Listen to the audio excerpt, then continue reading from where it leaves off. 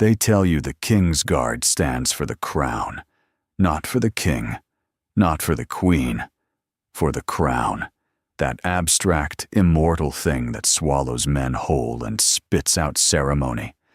They drill it into you from day one. You, I think, are furniture with a pulse, which you are architecture that breathes. You don't have opinions. Plus, you don't have preferences. You absolutely, categorically, don't have loyalties that run sideways to the chain of command. Thunder Sergeant Thomas Aldrin had been told this 412 times. I know because I counted. I am the kind of man who counts things. Tallies in a small leather log, margins crowded with dates, and incident numbers, and the precise time I last ate a warm meal.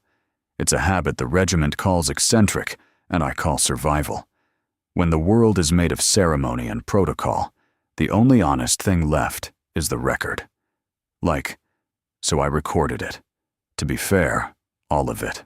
On the morning Aldrin planted his boots in the doorway of the Clarence House portrait corridor, shoulders squared, jaw set, not a single muscle twitching, and refused a direct order from a queen consort. I recorded the order, I recorded the refusal, and I recorded the exact 4 seconds of silence that followed, which felt, I assure you, considerably longer than 4 seconds. What I didn't record, could not record, because some things resist the ledger, was the look on his face. I've stood in, formation beside men who were terrified, and men who were certain, and men who had simply decided to stop caring what happened to them. Aldrin's face was look, none of those. It was something I didn't have a column for. This look is what happened. The palace smells like cut flowers and old stone, and something underneath both of those. A damp, cold permanence that no floral arrangement ever fully defeats. I noticed it for what it's worth. On the first morning I was posted to the Clarence House rotation, and I notice it every morning. Still, the way you notice a bruise, not with surprise, just with the dull acknowledgement that yes, that is still there. My name, honestly, is Lieutenant Reeves. I carry a leather log and a mechanical pencil, the old kind, the kind that clicks, and I've been assigned to the internal security assessment of Clarence House for the past 19 days. Not the ceremonial outer guard, which the interior watch, the quiet one, the one nobody puts in the tourist brochures because the tourists are meant to believe the palace runs on protocol and polish, not on men with earpieces standing in corridors at 3 in the morning, trying to remember if the sound they heard was a radiator or something that required a radio call. Sergeant Thomas Aldrin wasn't my subordinate. He was posted under Captain Whitmore's chain, which meant technically we occupied parallel lines of authority that weren't supposed to intersect. I observed him the way I observe everything, from the margin, with a pencil, at a slight remove that I've cultivated across 11 years of service as a mechanism for not becoming personally involved in things that then require me to file complicated reports. I failed at that. Eventually. But let me tell you about the morning first. The portrait had been in the east corridor of Clarence House for 6 years. It was the official commission, Catherine, Princess of Wales, seated in something pale blue, painted by a man whose name I always mispronounced, whose work divided opinion the way expensive things are allowed to divide opinion, loudly and at length, among people who haven't got more urgent to divide. I'd walked past it roughly 40 times. I'd knit it in my log as commissioned portrait, E corridor, approximately 2.1 meters by 1.4 meters. Oil on canvas, no documented security classification. That last part mattered. I guess, as it turned out. The order came down on a Tuesday. That detail is in the log, which 0743, Tuesday, 2nd week of November, gray sky, a maintenance crew already audible somewhere in the north wing, scraping something metal against something stone. The directive originated, and here I am paraphrasing from what Aldrin later told me, From what I was able to piece together from the secondary record, from a preference expressed by the Queen Consort's private office. The portrait was to be relocated, moved to storage. The East Corridor was being reorganized ahead of an official reception. The wall space reallocated to a different hanging. Someone in my opinion, office had signed off. Someone above that, someone had agreed. So it had threaded through 3 layers of administrative approval by the time it arrived in the corridor as an instruction carried by a junior aide named Holloway, who was 24, visibly unhappy about being the messenger, and holding a clipboard, as though it might shield him from whatever he clearly expected to happen next. Aldrin was posted at the far end of the corridor. He had been there since 0600, which that is a long time to stand in a corridor that smells of cut flowers and old stone. I know look, because I'd been at the opposite end since 0615, ostensibly reviewing the door seal integrity on the east service entrance, actually clicking my pencil and watching him, because there was something about the way Aldrin stood that I'd been cataloging since day 3 of my posting. Most ceremonial guards develop what I think of as the 1,000-yard accommodation, the body present, and the mind somewhere tolerable. Aldrin didn't do that. Plus, he basically was always visibly there, attending to the corridor, to the sounds, I think, and to the door, to the portrait, which he faced at an angle that wasn't protocol, but that nobody had ever corrected, because it looked, somehow, like it was. Holloway delivered the instruction. I was close enough to hear the specific words. The portrait's to be taken down today. There's a crew coming at 11, and I watched Aldrin receive them. He didn't respond immediately, which he processed for exactly the amount of time it takes a man to decide, not to react. "No," he said. Holloway blinked. "Sergeant, this is TBH, a directive from—" "I understand where it's from." "Then you understand that—" "I understand," Aldrin said, with the particular flatness of a man who isn't confused and isn't going to become confused no matter how long you continue speaking, that this portrait's no issued removal authorization from Royal Household Security, that without that authorization, any physical movement of contents in this corridor falls under my remit to hold pending review, and that I am, pending that review, holding. Holloway's clipboard lowered an inch. I stopped clicking my pencil. It was, on the surface, a procedural argument. Aldrin wasn't defying the order on principle, or at least he wasn't saying he was defying it on principle. He was defying, it on paperwork. On a gap, actually, in the administrative chain that was either genuinely there or that he had decided, with the confidence of a man who has spent 7 years learning exactly where the load-bearing walls of protocol are located, to treat as though it were there. I didn't know, in that moment, which one it was. I wrote in my log, 0751, E plus corridor. Sergeant, Aldrin, T. Refusing removal of CPW portrait on procedural grounds. Holloway, aide, present. A crew scheduled 1100. No RHS authorization confirmed in record. Plus, then I wrote, cannot determine if this is correct procedure or correct instinct presented as procedure. Then I crossed that out. Then I wrote it again, which because here's what I knew about Thomas Aldrin in the 19 days I'd been watching him. He wasn't a man who made procedural arguments. He was a sort of man who made decisions, and then, when required, located the procedure that justified them. That isn't the basically. Same thing. It looks the same from the outside. It isn't the same thing. The crew was scheduled for 11. It was 0752. Holloway left to make a phone call that I suspected was going to escalate through several offices before it landed somewhere that required a different kind of conversation. Aldrin resumed his position, plus faced the portrait. I clicked my pencil twice and wrote the time. By 9 o'clock, the corridor had acquired the specific atmosphere of a room where something is being decided in another room. You learn to feel that in this work. The air changes, not metaphorically. Basically, there's a literal shift in the human traffic, a tightening of foot pace in the periphery, aides moving with the particular briskness of people carrying weight they've been told to carry quietly.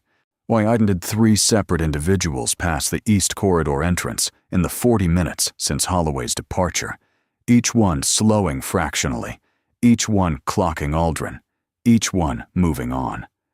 The third one had looked at me, which I'd made eye contact with the professional blankness I've been developing since 2009, and written nothing in my log, because I didn't yet know what to write.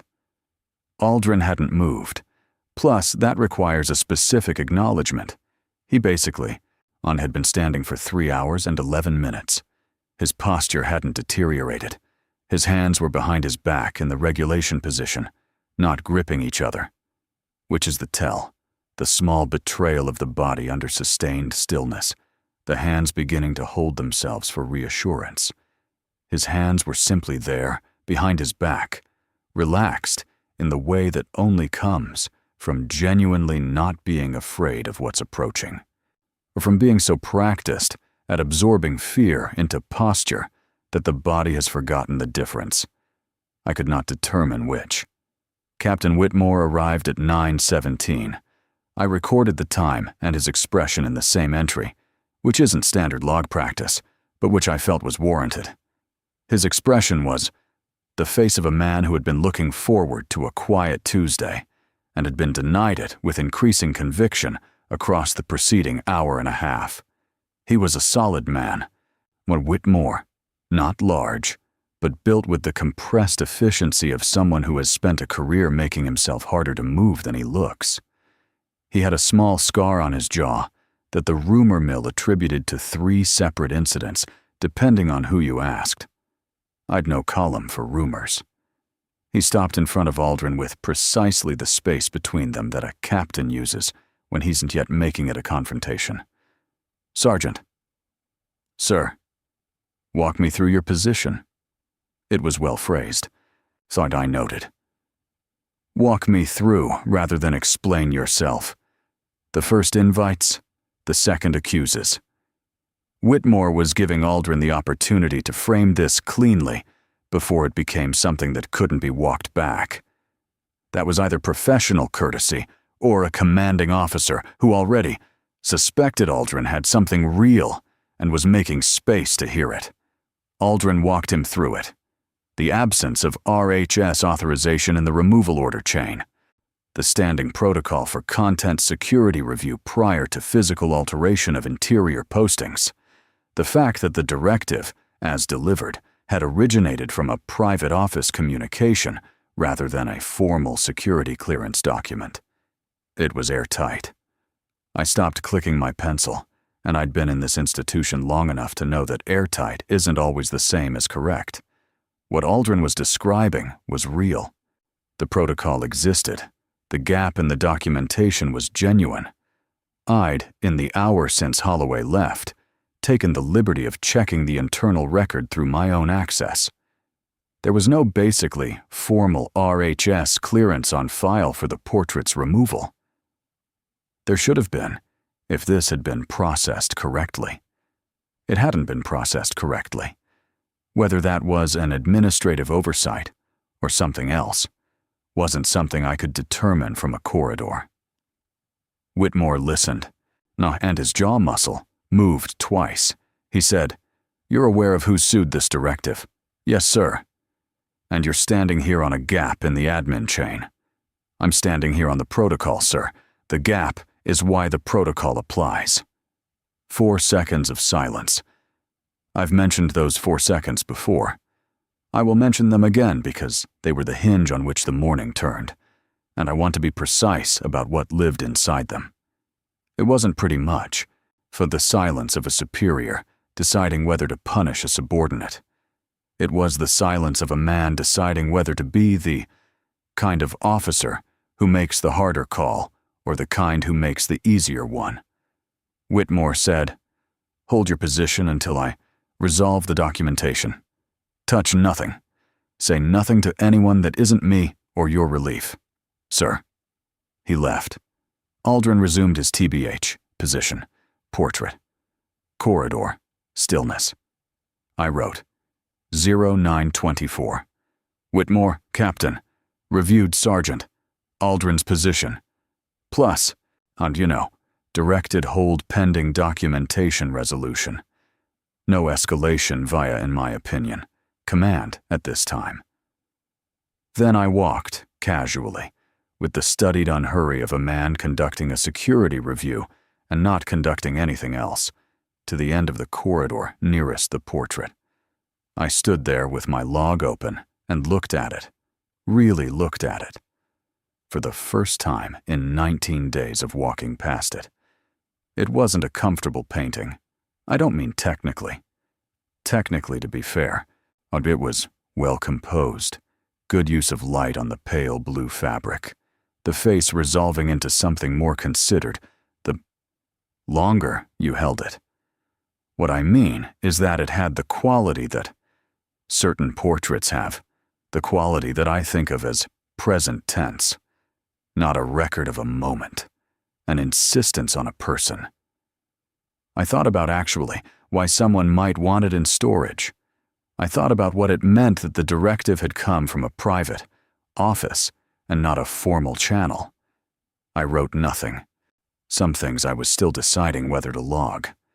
At 10:40, 20 minutes before the removal crew's scheduled arrival, a call came through Whitmore's line that I wasn't privy to, but whose outcome I recorded from its effects. Holloway returned to the corridor with a revised schedule. The 11 o'clock crew was stood down. The removal was being deferred, pending a documentation review requested by, and here Holloway's voice had a quality I wasn't able to classify, and something between relief and the other thing, pending a review requested by the Princess of Wales's household. Someone had made a call. I looked at Aldrin. He was already looking at the portrait again, in that particular off-regulation angle that nobody had ever corrected. His hands were behind his back, honestly, not gripping. I clicked my pencil once and wrote the time. The documentation review took 4 days. I know because I was still posted to Clarence's house when it concluded, and because I wrote down every day it was ongoing in the margin of my log. 4 small tallies, the kind you make when you're counting something that feels like it should resolve faster than it's resolving. The kind that basically accumulate meaning as they accumulate. In those 4 days, Aldrin stood his rotation. He didn't discuss Tuesday morning. He didn't, as far as I could observe, discuss anything at length with anyone. He ate in the staff canteen at the same time each day, 12:40, a plate I could never fully see from my table, but that appeared to involve a lot of whatever starch was available, which struck me as practical. And he sat alone with the focused non-presence of a man who's resting, not avoiding. There's a difference, which I've columns for both. Other men in his regiment began to give him a slightly different kind of look. Not the look you give someone who has done something impressive. The look you give someone who has done something. That makes you actually aware of the size of the thing they did, and therefore aware of your own comfortable smallness. It isn't for what it's worth, an admiring look exactly. It is a measuring look. I wouldn't have, is what it says, and underneath that, though nobody in a regiment says this, I am glad someone did.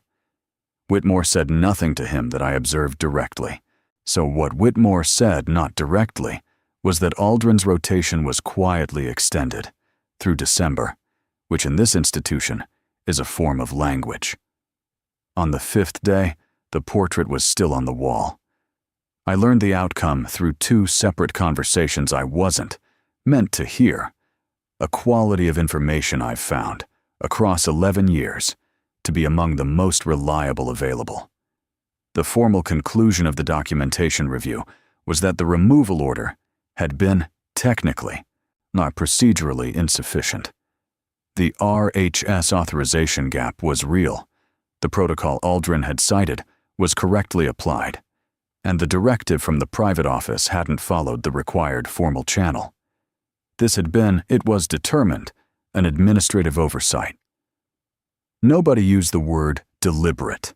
Nobody used the word deliberate in the way that people don't use a word when it's the correct word, but the correct word carries too much mass to be set down in a formal record.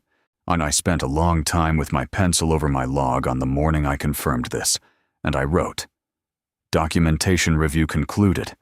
Removal order classified as procedurally insufficient, and portrait remains eobiotoi. Corridor." And then I sat with the page open and the pencil still, and thought about what I wasn't writing. Here is what I wasn't writing. 7 years prior to Tuesday morning, Sergeant Thomas Aldrin had been part of the ceremonial escort for a public engagement at the Chelsea Flower Show, a minor posting, routine protection, the kind that generates no incident reports and lives forever in no one's memory. Except that the engagement had involved the Princess of Wales. Except that there had been a security concern raised mid-event. I found this in a cross-referenced record, buried in a footnote, of a different file.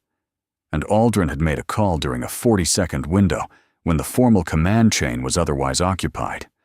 An instinct call, a small one, a redirected position, a shifted line of sight, the kind of micro-decision that either generates commendations or charges depending entirely on whether it turns out to have been right.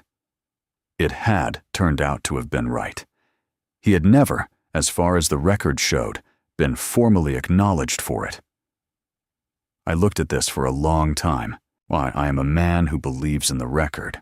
I believe that, I guess, what's documented is what's true. Not because the undocumented doesn't exist, but because the function of the record is to create a version of events that institutions can live inside of and act from, and that function is necessary. And I've built my career on serving it. I am not a romantic. I don't think that silent loyalty is more valuable than official recognition on a person. And there's a man who stood on a person. And there's a man who stood in front of it for 4 days on a procedural argument that was simultaneously correct and not, in its origin, procedural. And I cannot find the column for what that is. On my last day of the posting, I walked the East Corridor for the final time. 0630. Seeing the palace smell, cut flowers, old stone, that damp permanence underneath. I stopped at the portrait. I stood there for longer than a security assessment of a door seal requires. Nobody was present to log that I did this, which felt appropriate. Aldrin was at the far end.